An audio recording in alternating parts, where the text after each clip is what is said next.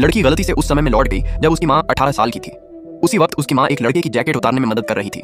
जब लड़की ने लड़के की पीठ पर पड़े निशान देखे तो उसे लगा कि वही उसका पिता है।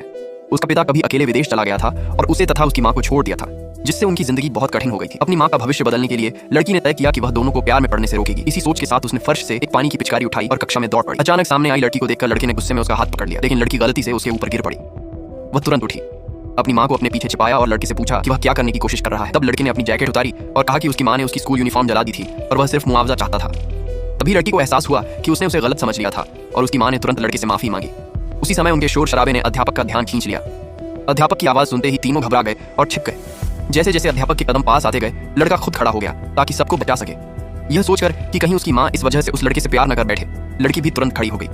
लेकिन उसे यह उम्मीद नहीं थी कि उसकी माँ खुद आगे बढ़कर अध्यापक से कह देगी कि वे तीनों साथ थे। अंत में तीनों को पूरी एक कक्षा तक खड़े रहने की सजा मिली। जब लड़की ने अपनी माँ को मुस्कुराते हुए देखा तो वह सच में खुश हो गई। असल में लड़की समय में इसलिए पीछे गई थी क्योंकि उसका और उसकी माँ का एक कार एक्सीडेंट हुआ था। वह दिन उसके जन्मदिन से एक दिन पहले का था और उसकी माँ उसके लिए जन्मदिन का केक खरीदने वाली थी।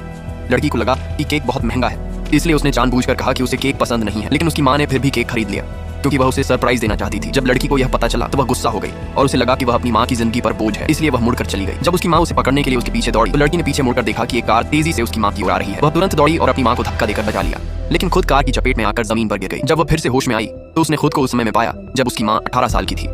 उस उम्र में उसकी माँ पूरी तरह स्वस्थ थी और वह मूक नहीं थी जो इशारों की भाषा पर निर्भर रहती हो। लड़की ने कभी अपनी माँ की डायरी पढ़ी थी। उसमें लिखा था कि उसकी माँ एक पटाखों के विस्फोट की वजह से गूंगी हो गई थी और उसी दिन उसे उसके पिता से प्यार हुआ था।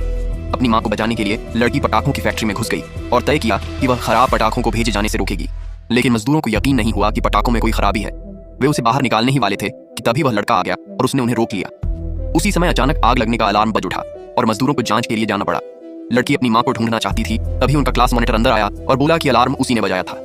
मजदूरों के जाने के बाद उसकी माँ ने तुरंत आसपास रखे बक्सों को हटाया और घबराहट में बताया कि खराब पटाखों की एक खेप पहले ही चौराहे पर भेजी जा चुकी है।